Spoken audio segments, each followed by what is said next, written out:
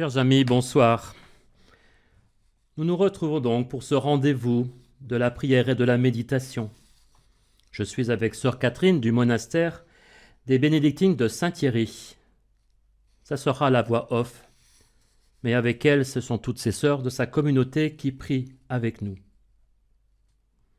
Nous continuons notre lecture méditative de l'évangile de Luc, tel que la liturgie de la messe nous le propose. Au chapitre 9, le chapitre où nous voyons Jésus envoyer ses disciples en mission, mais surtout un chapitre traversé par une question latente. Finalement, qui est-il cet homme? Qui est-il Jésus? Ce soir, c'est d'une manière singulière, vous allez l'entendre, qu'elle nous sera posée, avant de l'entendre plus explicitement demain et samedi.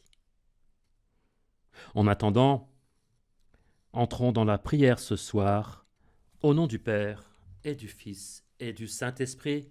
Amen. Évangile de Jésus-Christ selon saint Luc. En ce temps-là, Hérode, qui était au pouvoir en Galilée, entendit parler de tout ce qui se passait, et il ne savait que penser. En effet, certains disaient que Jean le Baptiste était ressuscité d'entre les morts. D'autres disaient « C'est le prophète Élie qui est apparu ». D'autres encore « C'est un prophète d'autrefois qui est ressuscité ». Quant à Hérode, il disait « Jean, je l'ai fait décapiter, mais qui est cet homme dont j'entends dire de telles choses ?» Et il cherchait à le voir.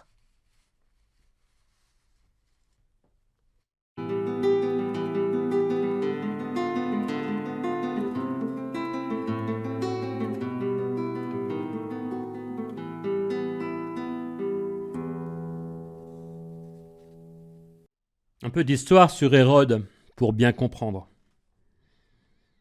Lorsque Luc parle d'Hérode, il ne faut pas le confondre avec Hérode le Grand, son père qui régnait à l'époque de la naissance de Jésus, et à qui Matthieu impute le massacre des saints innocents. Lui, c'est Hérode Antipas, c'est son fils. Sa mère est une Samaritaine, la 4e femme d'Hérode le Grand. Il est tétrarque de Galilée, c'est-à-dire souverain, sans titre de roi. À l'époque de Jésus de Nazareth, il est bien connu des historiens. Pour s'amadouer la puissance occupante, il construit la ville de Tibériade sur la rive est du lac de Galilée, en l'honneur justement de l'empereur Tibère. Après avoir répudié sa première épouse, la fille du roi nabatéen de Pétra, il épouse Hérodiade, sa propre nièce, ce que Jean le Baptiste dénonça publiquement.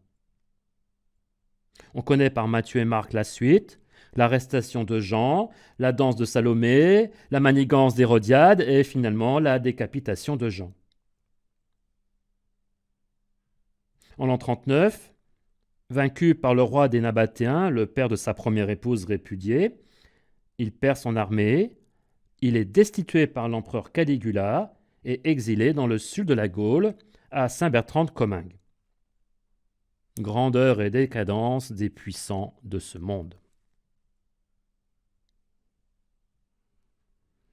C'est lui donc, le grand de ce monde, qui voulait voir Jésus. Il ne savait que penser, précise Luc. Qu'est-ce qui l'animait?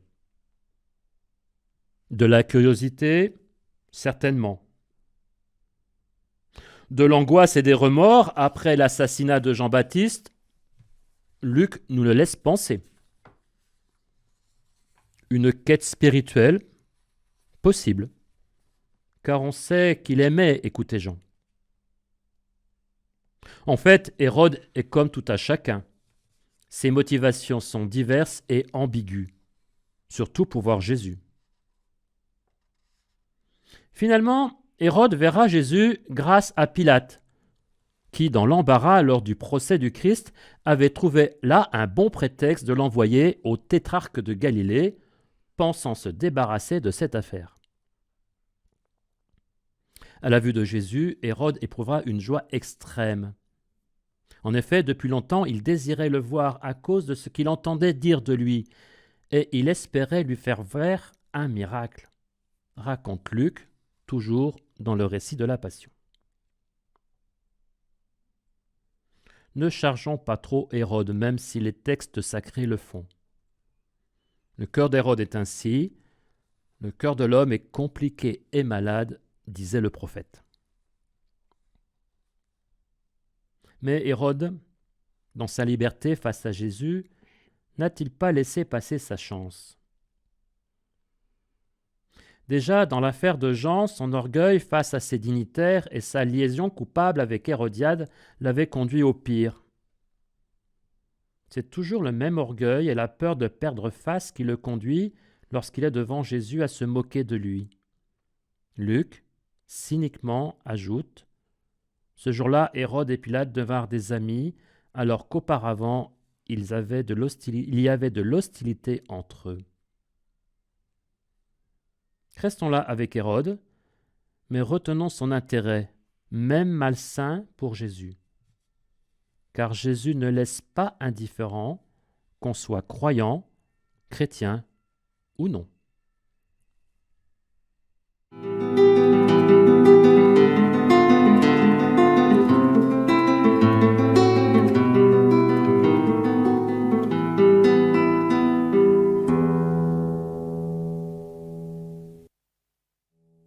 Qui est vraiment Jésus de Nazareth?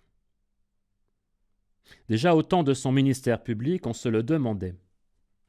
Certains disaient que Jean le Baptiste était ressuscité d'entre les morts, d'autres disaient c'est le prophète Élie qui est apparu, d'autres encore c'est un prophète d'autrefois qui est ressuscité.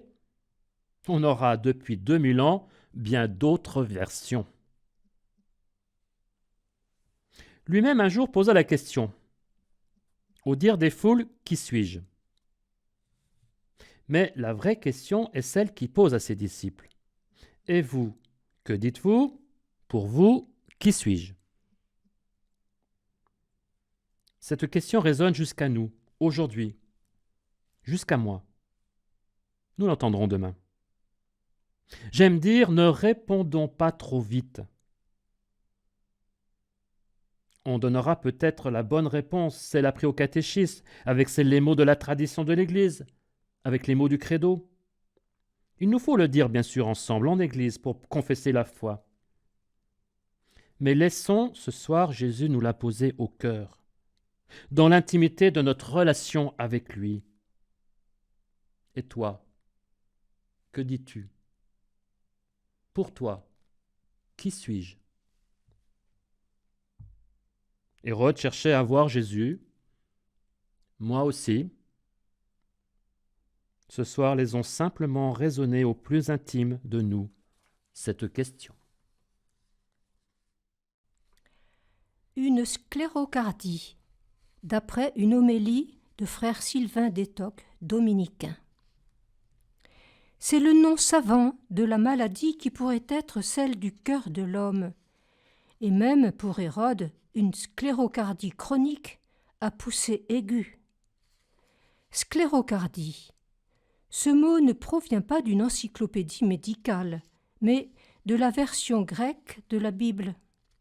C'est le nom d'une maladie qui atteint ce qu'il y a de plus profond en l'homme, son cœur, cardia. Le cœur de l'homme est compliqué et malade, avertit le prophète Jérémie. Et la forme la plus commune de cette maladie cardiaque, c'est la sclérose du cœur, un durcissement du cœur. Chronique, parce que cette maladie revient souvent. Une fois qu'on l'a attrapée, il est difficile de s'en débarrasser. Le peuple de l'Alliance a contracté la sclérose du cœur lors de la sortie d'Égypte. Et dans son histoire, Dieu est souvent intervenu pour soigner le visage dur, le cœur obstiné des Israélites. Mais manifestement, la cure est toujours à reprendre. Il ne faut pas noircir le tableau, mais dans sa forme la plus dure, la sclérocardie peut être définitive. Elle fige le cœur pour toujours dans l'imperméabilité à l'amour de Dieu. La tradition appelle cela l'enfer. C'est un mystère sombre, mais l'enseignement de Jésus et l'expérience des saints à ce sujet sont formels. Cela devrait nous faire réfléchir. Heureusement, l'Écriture nous dit que sur la terre, cette maladie n'est pas irréversible. Un cœur de pierre, ventilé et massé par l'Esprit Saint, peut s'attendrir et devenir un cœur de chair. Autre traitement possible, mais plus violent, il arrive que Dieu fende un cœur de pierre, en particulier contre la croix de son Fils. Le roi David, en son temps, en avait fait l'expérience, comme le rapporte le psaume 50. D'un cœur brisé et broyé, tu n'as pas de mépris. Devant tant d'amour et tant de miséricorde, le cœur endurci dans le péché vole en éclats. Et, avec les morceaux, le divin Toubib recompose, comme dans une mosaïque, un beau visage d'enfant de Dieu.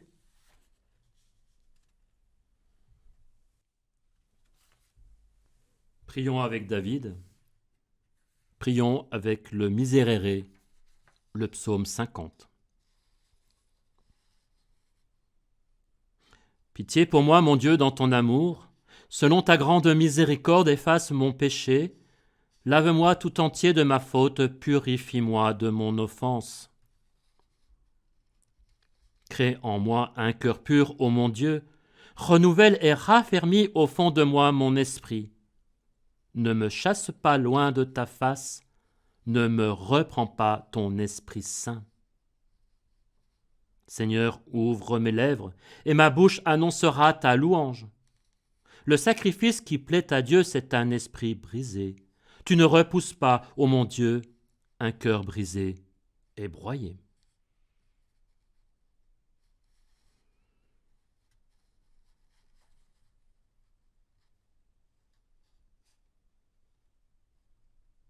Notre Père, qui es aux cieux, que ton nom soit sanctifié, que ton règne vienne, que ta volonté soit faite sur la terre comme au ciel. Donne-nous aujourd'hui notre pain de ce jour.